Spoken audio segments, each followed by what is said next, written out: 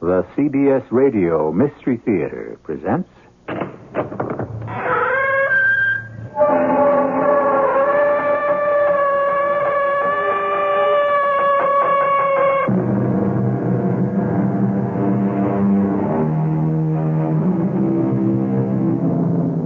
Come in.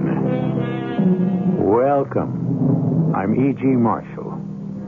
Mystery buffs have long argued over what constitutes the most mysterious of mysteries. I suppose there can be no definitive answer, but I plump for the unexplained disappearance. Certainly the question surrounding the how, why, and where of the missing person never ceases to intrigue. For instance, even today, people wonder what happened to Judge Crater, the New York jurist who vanished without a trace more than 30 years ago. I've had it with you, Mr. Smith, or whatever your name is. I'm going to the police, the FBI, and everyone else I can think of. You've already been to the police, and it didn't do you much good.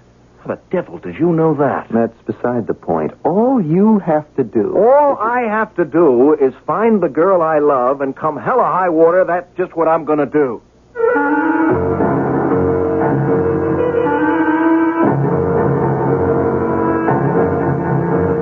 Our mystery drama, Vanishing Lady, was written especially for the Mystery Theater by Murray Burnett and stars Tony Roberts. It is sponsored in part by Contact, the 12-hour cold capsule, and True Value hardware stores. I'll be back shortly with Act One. The 1978 Buick, cars designed to make a whole lot of sense. A little science. But along with all the innovation and logic, there's all the comfort and luxury you've always loved about Buicks. A little magic. From the Skyhawk and the amazing new Century and Regal, A little science. right up through the trim, lithe, full-size Buicks. A little magic. The new Buicks, what you want and what you need. A little science. A little magic. A little science. Take your contact. Take it now. Give your code to Contact. You've got a nighttime cold. Congestion is keeping you awake. You didn't take Contact, did you? We're so famous for all-day relief, you didn't think of us for nighttime. Wrong. Our 12-hour Contact capsule decongests all night long so you can get the rest and sleep you need. And sleep's a great healer. Give your code to Contact. Take only as directed.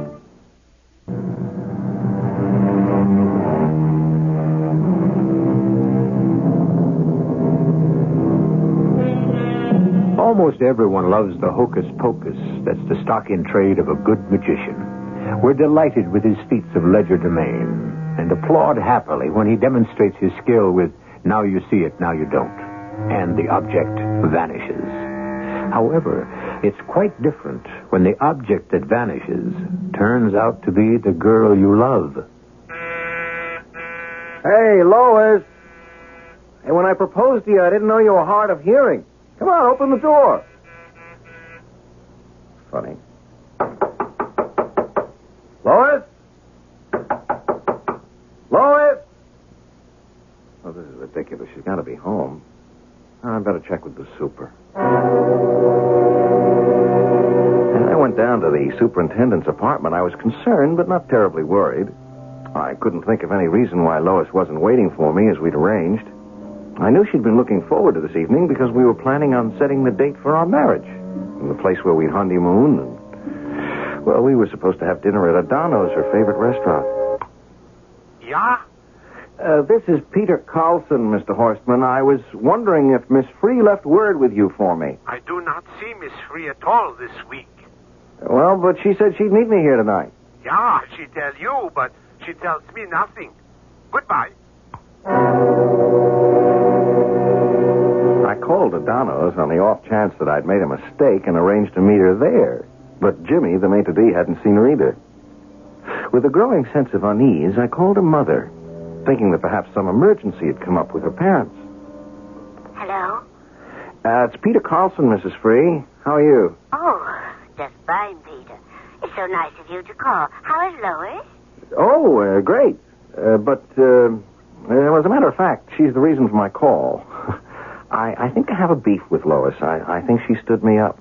She's finally come to her senses. I've been warning Lois about you for a year. No, seriously, Mrs. Free. We had a date tonight, and, well, she isn't at her apartment. I thought maybe you'd... She has to be. She told me you were going to O'Donnell's.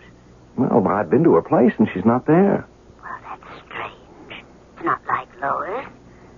You don't think something's happened? Oh, well, let's not panic. I mean, there's probably some simple explanation. I'll go back now and find her there. All apologies. Now, you call me the minute you get there, will you, Peter? Yeah, I will, but I'm sure there's nothing to worry about.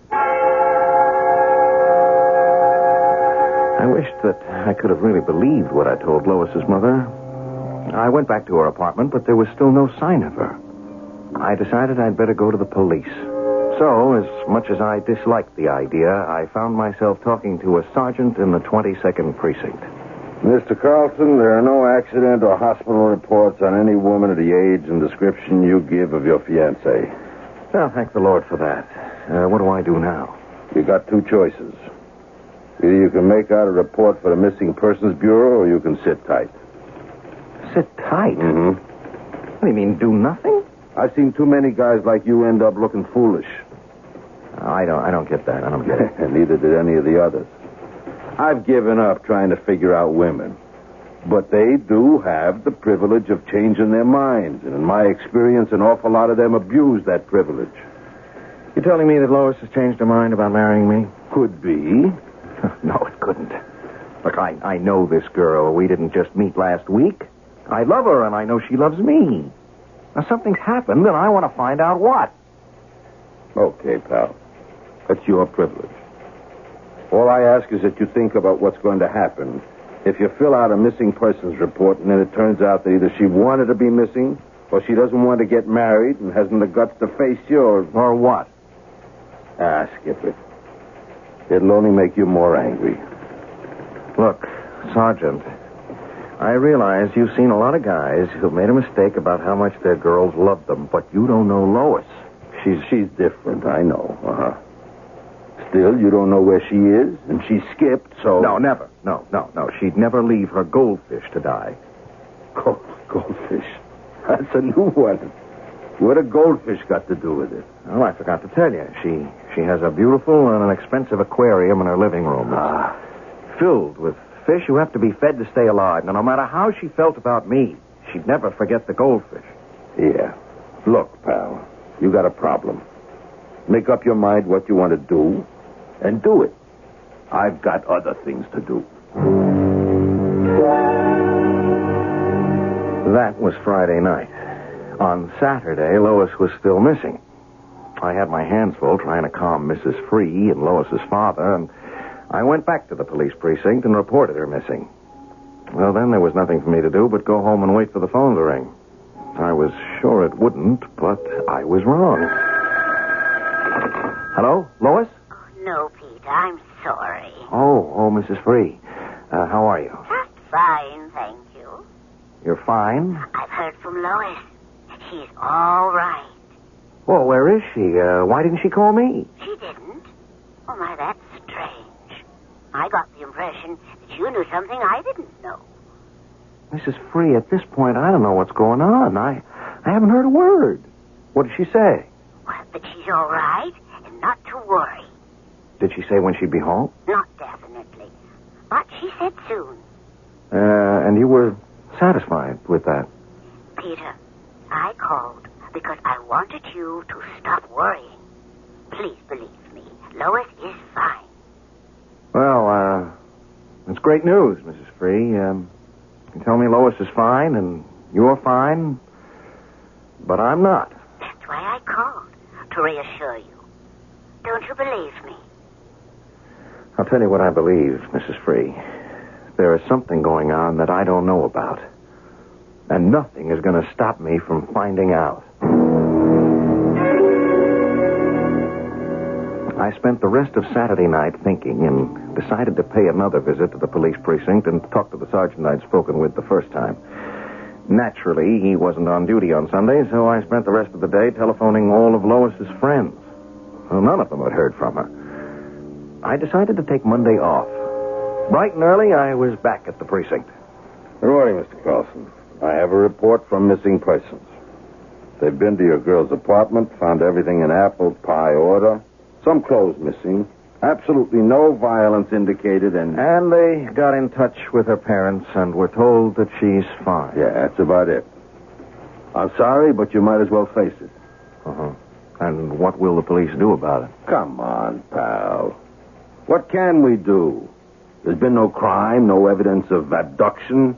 Everything we know points to the fact that the girl just took off.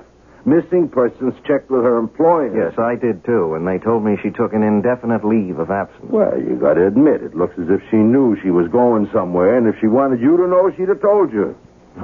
That's certainly the way it looks. But things are not always the way they look. I felt as if a wall of glass surrounded me and separated me from the rest of the world. I could see and even hear what was going on, but I couldn't reach out and touch anyone. Not enough to convince them I was right. I suddenly found myself outside Lois's apartment building. I thought, I got nothing to lose. And I went to the superintendent's apartment.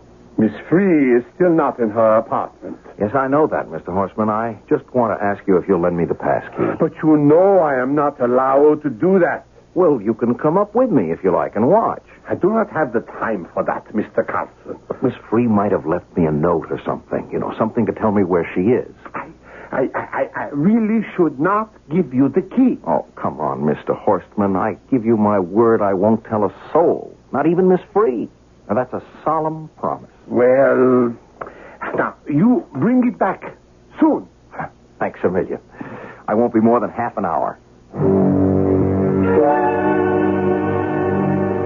As I went up to Lois's apartment, I really had no idea what I was going to look for. And I couldn't conceive how it could possibly take me more than half an hour. But I changed my mind when I opened the door and I saw a young man standing over the aquarium at one side of the living room. I stopped, completely flabbergasted. Hello? What are you doing here? Obviously feeding the fish. I promised Lois I'd take care of them. Who are you? You must be Peter Carlson. I was meaning to give you a call. I apologize. Well, it's accepted, but I asked you your name. Oh, Leonard Gray. Most people call me Len. You know Lois? Oh, for years. Went to high school back in Woonsocket together, then we sort of lost touch till recently. Uh-huh. And Lois asked you rather than me to feed the fish. Well, you see, since she was going away for a while to think over her forthcoming marriage, she felt she could hardly ask you to do her any favors. That's a lie. What have you done with Lois? Nobody has done anything with or to your girl. She's perfectly safe and well. You don't believe me? I'll believe you if I can talk to her and hear her tell me that. I'm sorry, that's not possible. Why not? Use your head, Carlson. If she went away trying to make up her mind about you, she wants to think it through for herself. You're the last person in the world she wants to talk to. You say you lost touch with Lois after she left high school. Where did you go to college? Georgetown.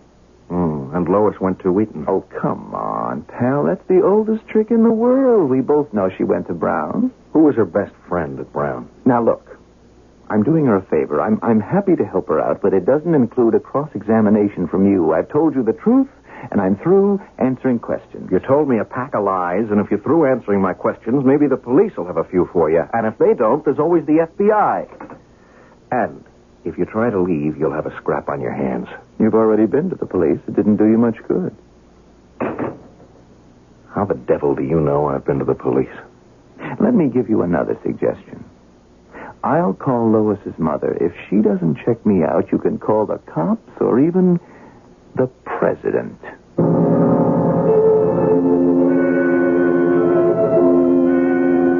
Ah, sweet mystery of life, goes the opening line of a famous old song. But in my experience, most mysteries turn sinister rather than sweet. It would most certainly appear that Peter Carlson's fiancée has gotten involved with something with sinister overtones. We'll find out more when we continue with Act 2 shortly.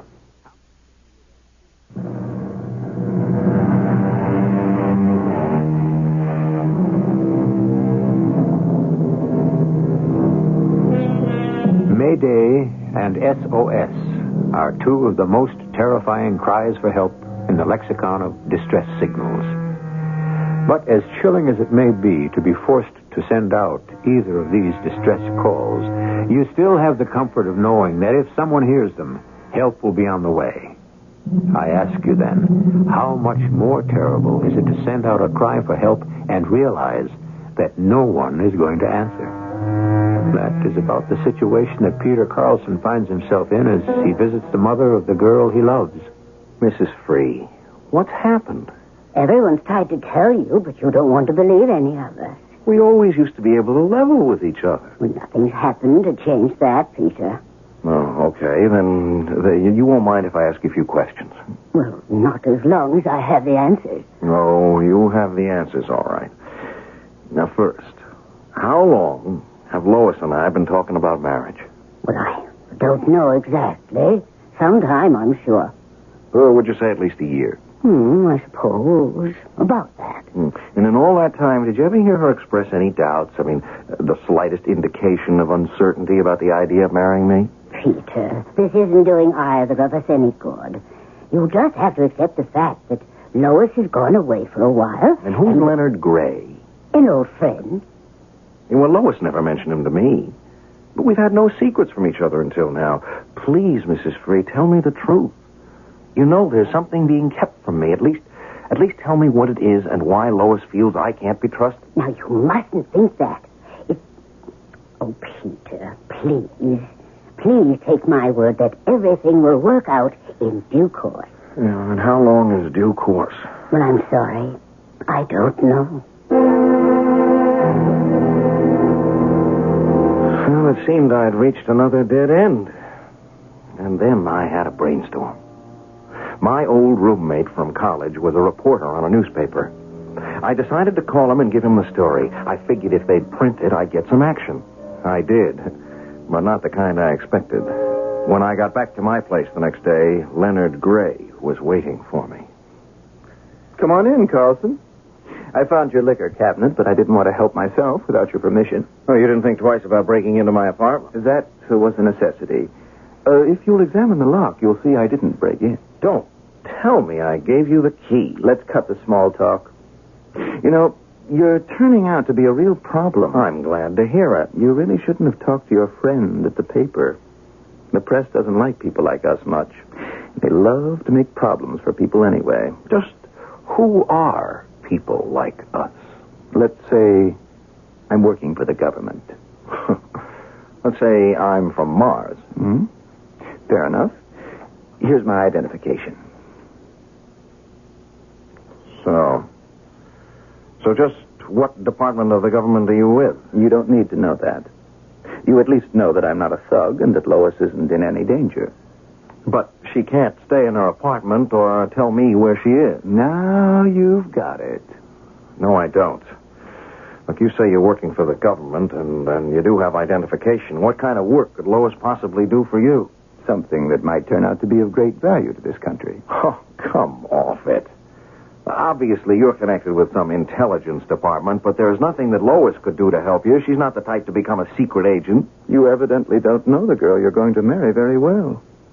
You're trying to tell me that you're using Lois as some kind of spy? All I'm saying is that she's doing some very important work for us. So important that I can't tell you what it is.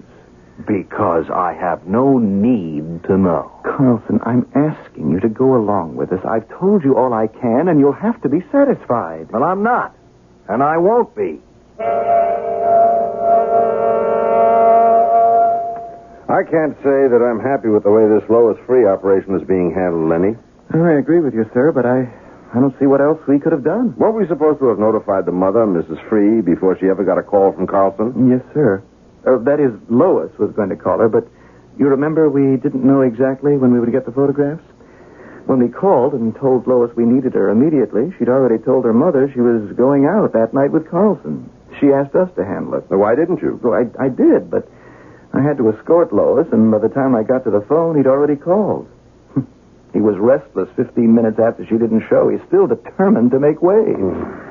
What are the chances of throwing a blanket over him until we finish? Without telling him any more than I have? Naturally. 0. Okay. How much harm can he do? Well, that depends on how long we can keep a muzzle on his reporter friend's editor. Well, you've spoken with him, sir. What do you think? I don't like the odds. Even though I assured Derek no drugs were involved, if Carlson keeps talking, some circulation-hungry paper will pick up on it. But it'll be all over the day after tomorrow. Then they'll just look foolish. There's also Grantham to consider. He's already on record as opposing the project, and if any story breaks, no matter how wild or false, he's sure to point to it as being detrimental. And he'll have something on his side. We could arrange to see that Carlson keeps quiet for a couple of days. If you're suggesting what I think, forget it. That would only trigger a really big blow-up from the press. Maybe we should have let Carlson in from the beginning. Well, that's hindsight. The less people who know about this, the better. Whether it's a success or a failure. Then we have to consider Lois. She's been asking about Carlson. I'm installing, so maybe it would be best if we took him in. Oh, that would probably upset her. And that's the last thing we want to do, because she has to be 100% composed for this thing to have a chance. Hmm? It's up to you, sir. Let's sleep on it. I'll make my decision tomorrow. I had an appointment with Jeff Leeson, my reporter friend, early before I went to work. And I was just about to leave when my door buzzer sounded. Good morning. Oh, it's you. I thought you'd use your key. Oh, no need. I knew you were in. Yeah, then you also know that I'm going out, and probably where. Right. But I think you're going to change your mind. Not unless you've something better to offer. Who would you rather see, your friend Jeff Leeson or Lois? You really mean I can see Lois and talk with her? You can. Only there are 2 conditions. I knew there had to be a catch. No catch. First, you'll have to have the day off. That's no problem. And you'll have to sign some papers swearing you to absolute secrecy. All right, if I see Lois, I promise. Okay. Let's go.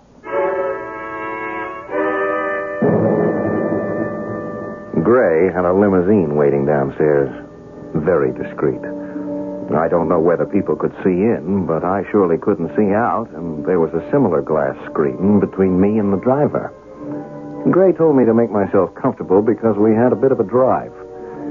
At first, I was too excited at the thought of actually seeing Lois to do anything but think about her, and then I finally fell asleep. I don't know how long it was before Gray nudged me awake. Carlson, wake up. I'm up. Where are we? Almost there. Now listen, it is very important that you don't upset Lois. Upset her? Why would her seeing me upset her? I don't know, but my boss's neck is on the block for bringing you here. Now, after you talk to Lois and find out what she's being asked to do, then you'll understand why it is important her mind be perfectly clear. All I saw as Gray hustled me out of the car was that we were at some sort of large farmhouse. Then I was taken into an office and told to wait. After about 5 minutes, the door opened. And Gray brought Lois in. I guess you two would like to be alone. I'd appreciate it, Carlson, if you'd remember the favor I asked. Oh, darling, I'm so sorry. They told me how upset you've been. I never dreamed.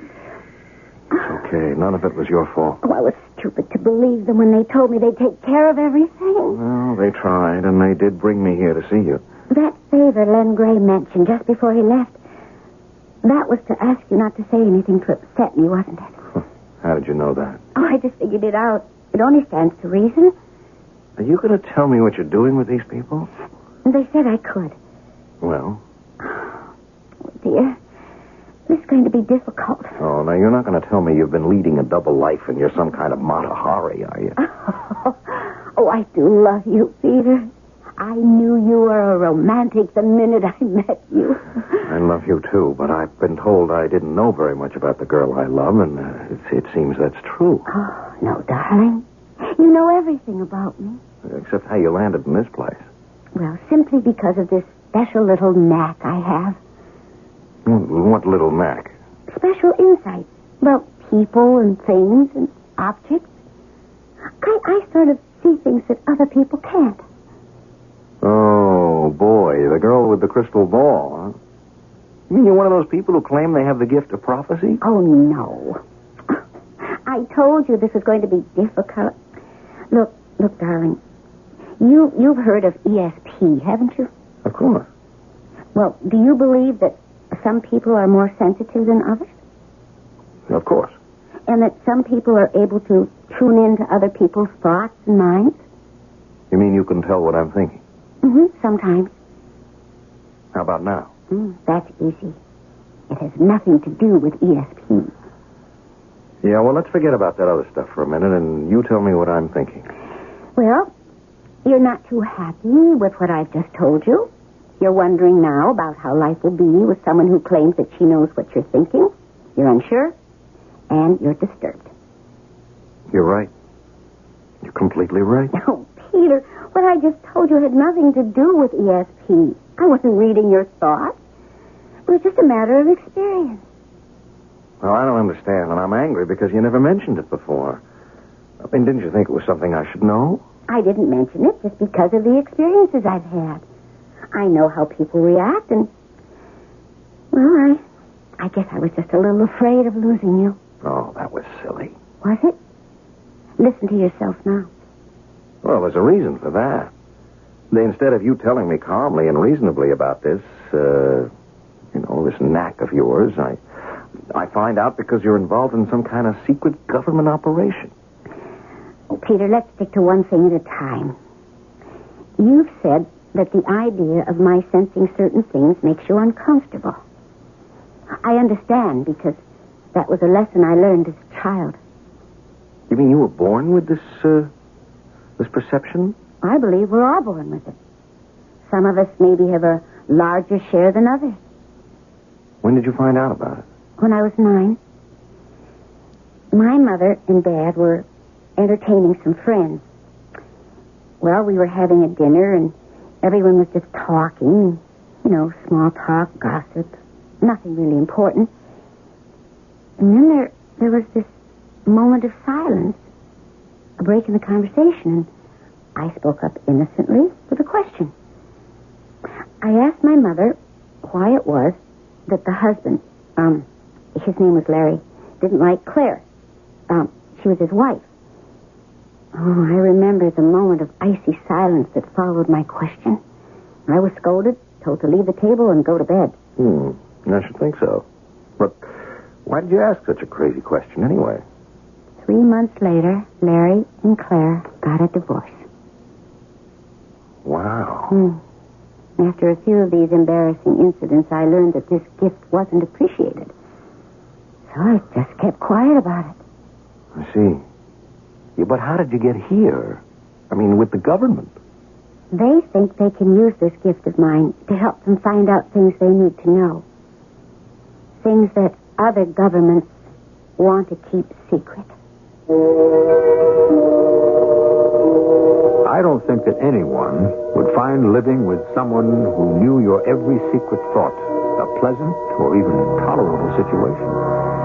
However, it's been said that love conquers all obstacles, and perhaps if your wife or husband only knew what you were thinking some of the time, it might work out. That is, if your mate picked the right times.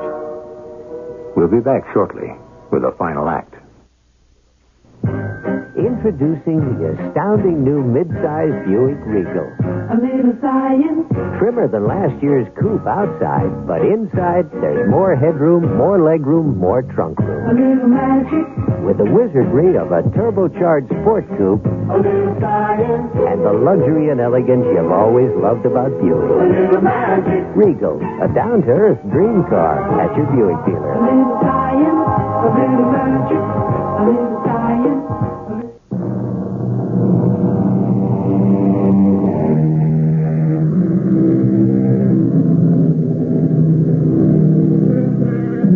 To believe in ESP or not to believe in ESP is a question that's agitating the minds of millions of people in the world today. The idea that certain people have developed powers of perception is well accepted. There is solid evidence to prove that spy masters have been doing a good deal of research in the use of just such people. But how would they be used? That's the question that troubled Peter Carlson put to his fiancée, Lois Free. I think I could get used to the idea that you have some sort of extrasensory perception, but I'm still baffled by what you're doing here in this secret government operation. Surely they don't expect you to read the minds of various heads of states of other countries. Of course not. You see, I wasn't exactly telling the truth when I said that I kept this gift hidden after I found out how people reacted. Well, this has really turned out to be a day for revelation. When I went to Brown University, my roommate and I were complete strangers. We knew we had to get along, so I offered to help her unpack. And while we were putting some of her things away, I picked up a brooch from her jewelry case, found myself saying, "I'm sorry your mother died when you were so young, but it's nice the way your father and you handled it." And you got all that just from handling her brooch? It was her mother's. She was astonished. And then at parties, I found that it was a great game to play.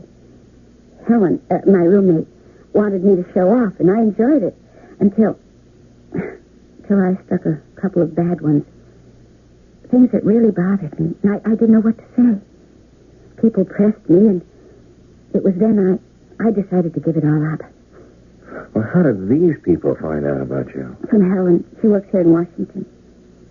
Well, what do they expect from you? I mean, how are you going to help them? I don't know that I can. But if you've been reading the papers, you must have noticed that there's been a lot of experiments conducted by almost all nations with ESP, trying to use it on people and intelligence. Yes, I vaguely remember something of the sort, and if I knew then what I know now about you, I'd have read it more carefully. Well, about 6 months ago, Len Gray called me. He told me that Helen had given him my name. He asked me to go down to Washington and take a test. And that's when you told me the company was sending you to the coast for a few days. And he also made me promise not to tell anybody. Evidently you passed. Well, they didn't say anything right away. There were about a dozen of us. They just thanked each of us and said we could go back home.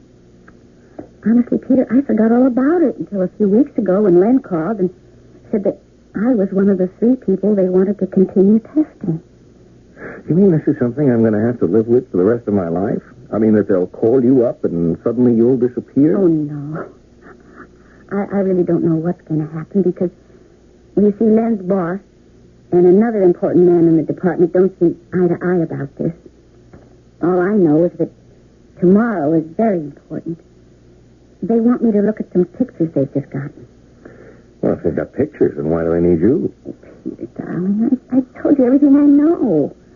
Oh, look, I'll be home the day after tomorrow. We can talk some more. Well, I don't know. I think we ought to thrash this thing out right now. Oh, but Peter, it'll be so much better if we each have some time to think. I'm sure this has upset you, and I can understand it, but meanwhile, I'm supposed to trot back to New York like a good little doggy and sit around wondering whether I should start writing a book titled My Wife the Spy. You're not keeping your promise, Mr. Carlson. What? What are you talking about? You agreed you wouldn't say anything to upset her, remember? Sure, but how did you know You've had us bugged. You've been listening. They had me driven back to New York, and by the time I got to my apartment, I'd calmed down a little while. I was still angry that they'd bugged our conversation, but I was more concerned about Lois and what she was going to do tomorrow. I wondered just how it worked, and in my mind, I tried to picture the scene. All right, Bill. I'm here. Where'd you start before me? We thought we'd all better get our signals straight before we have her brought in, Grantham. Bill, I told you when you started this ESP hocus pocus what I thought of it.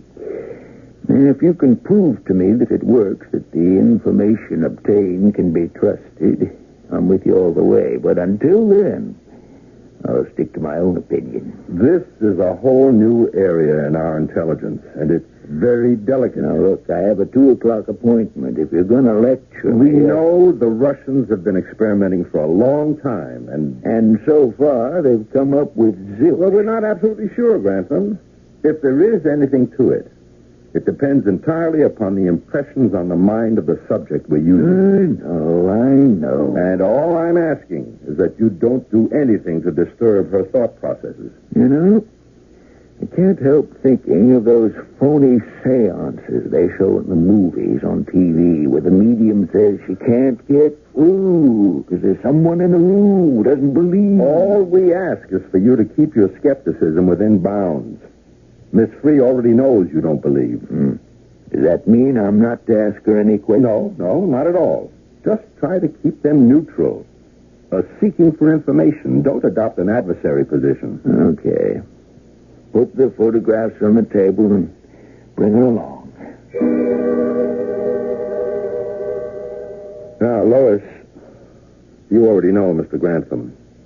Here's what we want you to do. First, sit down and make yourself comfortable at that table where those pictures are. Thank you. Now, would it bother you if we sat around the table with you? Or would you prefer that we leave you alone with the photos? Either way is fine with me. Well, then why don't we all sit at the table? Go ahead, Bill. Now, these photographs were taken at very high altitudes. And as you can see, they show a variety of irregular patterns and elevations, nothing very distinctive.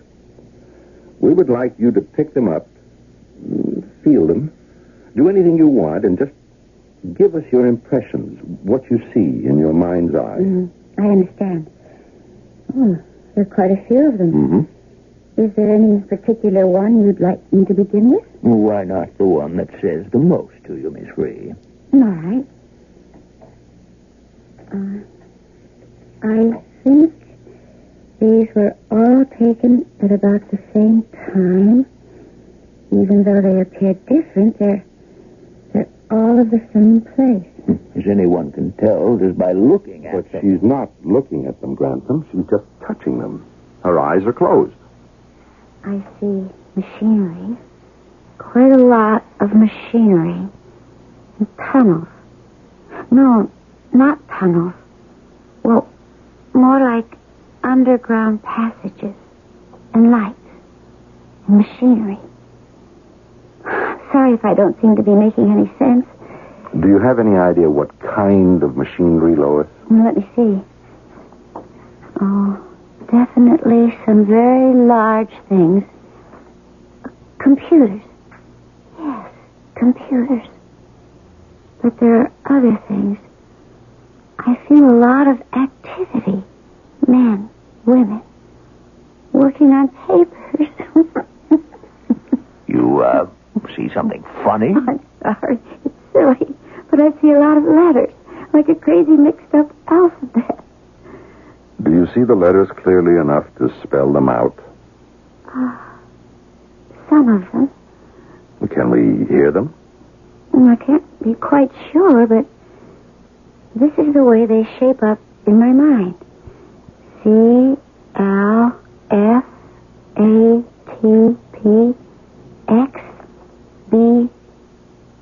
C-L-F-A-T-P-X-B-R. I'm afraid that's all I get for now. You mean you might get more another time? I can't be sure, but it's possible. Well, then why don't you rest in your room, and we'll see you back here in an hour.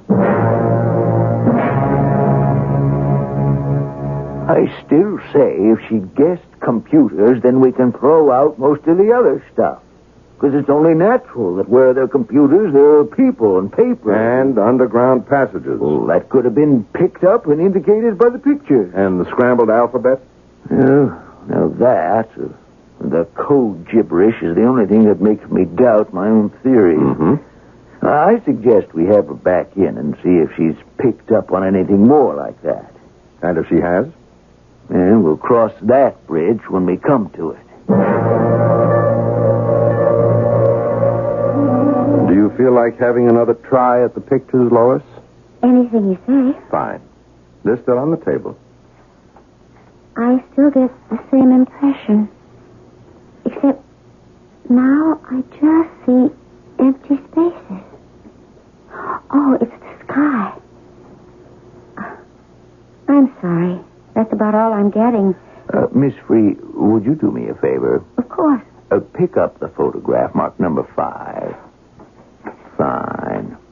Now there, without any extrasensory perception, you can see a building. It's definitely a building. Could you, using your powers, tell us something about that building? I'll try. Fine. I'm not getting anything clearly. Well, how about vaguely? Any impression at all? Well, it's difficult. It seems to be more than one floor. And then again... Oh, yes, I think I have it. It's used to house some of the men and women that I saw in the underground passages. Thank you very much. Mr. Gray will drive you back to the city whenever you're ready. Grantham, I think we should give Miss Free our sincere thanks for her time and effort. Oh, of course. I didn't mean to be rude. It's been, well, different. Goodbye. Bye, Miss Free. I enjoyed meeting all of you. Now, Bill, you can say what you intended to say when I interrupted you. All I ask is, do you think we cut it off a trifle too soon? No way. We were all out in cuckoo land till she said that building was used to house personnel. That's one fact we know. That building is an old, unused barn. What do you mean they threw you out? Well, that's a little bit of an exaggeration. But I must say, I felt I was given the most gentlemanly bum's rush in history. They are fools. What do they know? Peter, darling, it's all over. I thought that was what you wanted. Well, they scared the living daylights out of me and disrupted our lives, and then they threw you out like yesterday's newspaper. I mean, it riles me to have you treated that way. Well, they did say thank you. It's nothing to fret about. Oh, come on, let's start talking about our marriage plans. Unless you've changed your mind. No, not on your life. No, I'd rather be married to you with or without ESP than any other girl in the whole world. Oh, Peter, that's the most wonderful thing you ever said to me. Oh, you ain't heard nothing yet. Hey, when do we go on our honeymoon? Hey, that reminds me. Look, I know we can't have a cat because of your fish, but I do insist on maybe a very large dog. Of course, I love them. Peter, that's it. You clued me in. On what? On what that building in the picture was. The answer I gave that turned everything around. See, I should have trusted my feelings. When I held the picture, the only thing that came to my mind was animals. And I thought that was ridiculous. But now I know what it was. It was a barn. Then what did you tell them? I said I thought it was used as a building to house people. Do you think maybe I should call and tell them about my mistake? Lois, come here. Did you hear what I asked you? What do you think I should do? Forget it.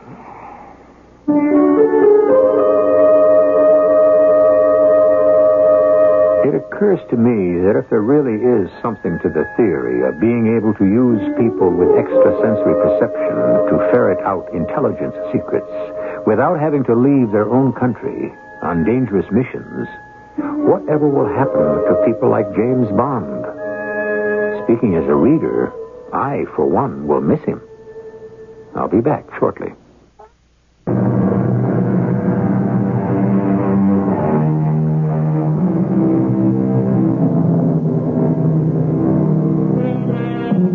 Most of us have heard about the experiments in ESP being conducted at Duke University by Professor Rhine, but perhaps you all aren't up to date on the latest results of tests done with decks of cards and the success of people in naming the card that's to come up next.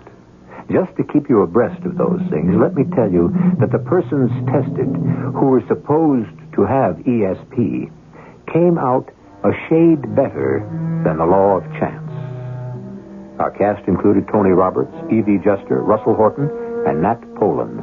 The entire production was under the direction of Hyman Brown. This is E.G. Marshall inviting you to return to our Mystery Theater for another adventure in the macabre. Until next time, pleasant dreams.